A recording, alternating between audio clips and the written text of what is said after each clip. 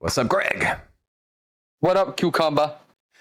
So, how's it going, man? Are you excited for tomorrow or Saturday? I'm excited for Saturday, yes. I'm thinking it's around like 12. We're trying to aim for around 10 to 2, ideally 12. I am Yeah. very excited.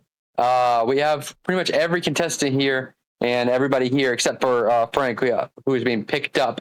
So I'm super, super excited. So this is going to be like your first time. Like, I don't actually know anything about Congregated, like, at all. Kind of by design. Like, I kind of wanted to just go in blind. I think that's kind of a better way to do it. Hell yeah. But from what I gather, just from like the promo material that I've been seeing, it seems like you're going to be taking more of like the host role as opposed to like one of the contestants per se.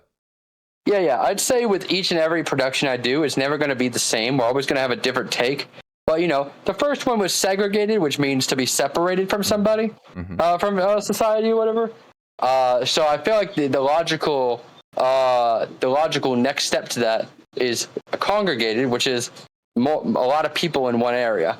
So, as to say we have contestants that are congregating, it makes sense that I would be the host this time around and take more of a leader role. For both my team and the cast, I'm super duper excited because this is basically an all character based iteration of the show. So I'm going to be playing a guy named Bugs Barron, who is a World War One dogfighter pilot from like the 1900s. Yeah, I think that's like perfect for you. Like, you in a character. That's like, I feel like tailor made to your strengths. Oh yeah, and I really like this character because through the stuff I've worked on, Greg Helsing and such, I've decided that I'm not good for stoic characters. I need something that's like more erratic, more Looney Tunes. So having a larger than life character like Bugs Barron is gonna be super duper fun because then I can just be an absolute ego tripper, showboat. Obviously, we're gonna go with the show, and we're going to be responsible about it. I'm not gonna just like take out all that stuff on the contestants, but it is in its simplicity a character. So it's like everything you have to see is under the guise of it's probably not 100% serious. Every contestant is going to be dressed up as an Alcatraz prisoner. Oh. They don't really have to play a character, but they can play to it if they want to. And every part of the cast, for the most part, is going to be playing a character. So it's like it's not 100% has to be like that all the time. You just kind of play into it whenever you want. Well, we got a bartender. We got a veteran. I don't want to give everything away, but generally everybody has a costume and everybody has kind of an idea of what they want to do with their thing. And it's all just meant to be goofy, zany shenanigans that are kind of just put on to the contestants to be around. So there's going to be like NPC type, like background players that aren't necessarily like the four main people, right? I wouldn't say background. Everybody plays a role. I would say more like a NPC than a background, but it's more just like a character. I like to call it like improvisational theater because we're all just like making up dumb shit as we go, but as a character. But are you going to be on like some sort of schedule as far as like content wise for like the fans? Because I think in season 2 of Fish Tank, that was something where they added where like they kind of forced people to go to bed eventually. So like, because people would just stay up all night and then it would be like boring during the day when people actually have time to watch. That's the main thing that felt really weird about me not being in a leadership role in the first one. And I thought segregated was great, but me not being back there kind of made it go off the rails a couple of times. And that's something that I'm going to be enforcing is that from 12 p.m. to 2 a.m. is going to be the main content hours because that seems to be the hours that most people are on and engaging. Obviously, if you guys want to stick around and just see them bullshit and go to sleep and whatever, that's up to you. But generally, we're only going to hold them from 12 p.m. To 2 a.m. In which case, if they're tired and they don't go to bed on time, that's entirely their fault. Right. And so how long are you going for? It's like 9 days, something like that? 9 days. It's going to be 19th to the 27th, which It's 8 days, but generally it's like Saturday to Sunday. Got it. And so who are your four main contestants? They've been announced, right? So Yeah. We got Eddie, Leah, Zake, and Trish. And people might know Eddie and Leah by their other name, Almond Main and Hyperbeam, aka Blacksmith and Blacksmith's wife. oh, okay, cool. I didn't know that. That's awesome. And then of course Trish from season 2, right? Yeah. People. I don't think that really needs. Yeah. Was Zake in season 3 briefly as like a freeloader?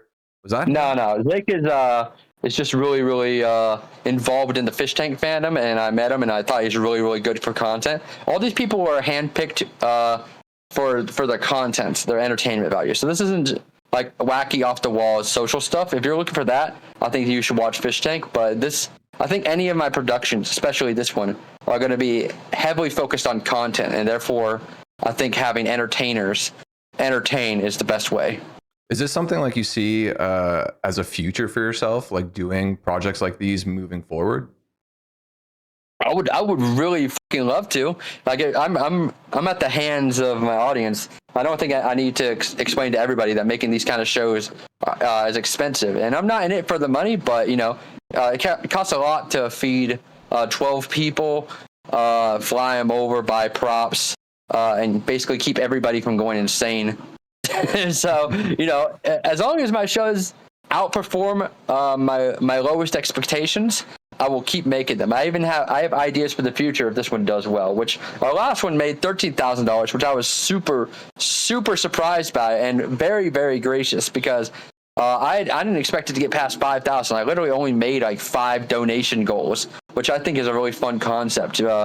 It's like it's not just that you're paying for TTS, SFX, and ways to interact with the contestants, but you also have like an incentive to interact, because every $1,000 you get extra content on top of that, so the content just keeps coming. And so like how can fans like interact with the show? We got things like TTS, we got SFX, so this type of stuff they like from Fish Tank, but we also got interactions. I don't think I need to explain to anybody that my shows are highly biased towards a Fish Tank kind of system. Yeah. I don't think our shows are one-to-one. I think we have very different goals, but they are very inspired. So we have TTS, SFX, and fish toys, as you would call it, and freeloaders. So I want to call them guests and stuff. We're just going to bring in random people that we think are good for the show. But generally, yeah, we have a donation page that we've actually built from the ground up just for this show, so you guys can have an easier time interacting with the show instead of just Streamlabs. But yeah, we have 6 interactions just off the bat, not including SFX and TTS. But depending on how much it's used, we have up to 14 interactions that we can swap and play with at any point to keep people engaged. The last one on the segregated, we had pies. Like we put whipped cream on a paper plate and we smash it in somebody's face. And you can pay for that, and you can direct it towards one of 4 contestants, or all of them if you're feeling crazy. Glarth Hooks is asking, where could they watch Congregated? You can watch it on Skitsy VA, on Twitch, YouTube, and Kick. So Skitsy VA and Kick, Skitsy_VA on YouTube and Twitch. The fish tank actually reached out to me and said they want to do on the website, and I really appreciate that from them. Like that, the gesture means more than they understand. But I'm like, this is my production. I'm putting my money into it. I want to expand my brand. So it's going to be on my stuff. I hope people are okay with that. I'm hoping. Last time we got about 500 viewers, I think, peak from what I hear, because obviously I was not in front of the camera. I mean, not behind the computer last time. So I'm hoping that introducing YouTube, because it was just Twitch and Kick last time. I'm hoping opening YouTube, as well as our reputation with the last one, will get us 700 viewers at least. People are giving me crazy numbers. I think I want to believe that's a realistic goal. I think if we can somehow get 1,500 viewers, I will literally break down and boogie. I think that's 100% doable, dude. That's not I out hope of the so. realm of If you possibility. guys want the show to be successful and see more shows, because like I said, if these shows fail, I can't afford to keep making them, brother. Just to rewind for a second, why didn't you want to do it on Fish Tank? Like I said, it kind of limits me. It doesn't grow my brands. I would have to compete with their TTSs and stuff. Not using our thing. Pay maybe like a pay thing. They would feel more inclined to do things that I would rather not. Like I don't think I need to explain it to people that I'm not like interested in like the edgier part of Fish Tank. Yeah. The slurs and stuff, and also I think with the recent news, probably don't want to tempt fate by giving them a reason to use things against us. I'll say it that way. I'm not going to say it specifically. Yeah, and I think in a sense, because it's something I'm going through now too, where it's like at some point you kind of, if you want to be successful as your own entity, you kind of need to distance yourself from Fish Tank a little bit. Like you can't use that crutch forever. Well, I don't think I need to be distancing. I don't think that's what I'm doing. What I'm doing is looking out for the interest of my brand and growing. It's like if I just stream on Fish Tank all the time, then I'd stop growing at a certain point because people only watch on Fish Tank. That's exactly what I was trying to say. Yeah. Yeah, and all of them are actually like super cool. They're super supportive of me in this. Like I said, as far as I'm aware, there's no bad blood. So it's not. I'm not saying this because I'm like Fish Tank. Yeah. I'm saying this just because I'm like I want to be a consecrated. I want to make shows like this that I like for myself. Hey, Greg. Yo, what up, Scarlett? How you doing, man? Good. I wanted to say that you are probably my favorite freeloader that came in. Did you realize how much more popular you were going to be after season 2? I didn't. Like I said, I kind of like an underlying feeling that I was going to become popular, but the main thing that was scaring me was, obviously I was new to the show. I was under really bad circumstances. We all know the tale. So I was more worried that the fans would be a negative interpretation of the overall experience. I was expecting to basically be trying to turn into a lol cow and or just have people being like trying to hate on me and But I've been very surprised. I've said this on multiple occasions through my streams. I'm surprised just how much better the Fish Tank fans are than the Mr. Beast fans. So that's the reason why I don't turn you guys away, because I am very, very appreciative for all the support, all the financial, emotional, and just general good people for the most part. We may not agree on the same things, but as far as I'm aware, you good people. What I think would have been cool is seeing like you show like Ellie and Dan like how you like took this experience and like bloomed into a new person. Like you got I think Ellie was she might have just been too young and too scared to like throw herself in, but there was like quite a few times that she did. And Dan too, I think they wanted to see some kind of change from him. Yeah. I mean, change is what you make of it. So you can take change from anything. So as long as they're aware of what they did and how they feel about it, they can make change in any part of their life. If I just walked away from the Fish Tank not having learned anything from it, then nothing would have changed. And I don't think I've changed too much, but I do feel like whether or not that boxing match was real, which is highly debated for some reason, I do think it's definitely instilled like a new courage in me, because once you've been hit once, you kind of know how that feels. So it's a whole lot easier for me to stand on my own 2 feet these days. So I appreciate that, and I feel like the congregated experience, I'm gonna learn a lot as a leader. Whereas in segregated, I learned a lot about my resilience.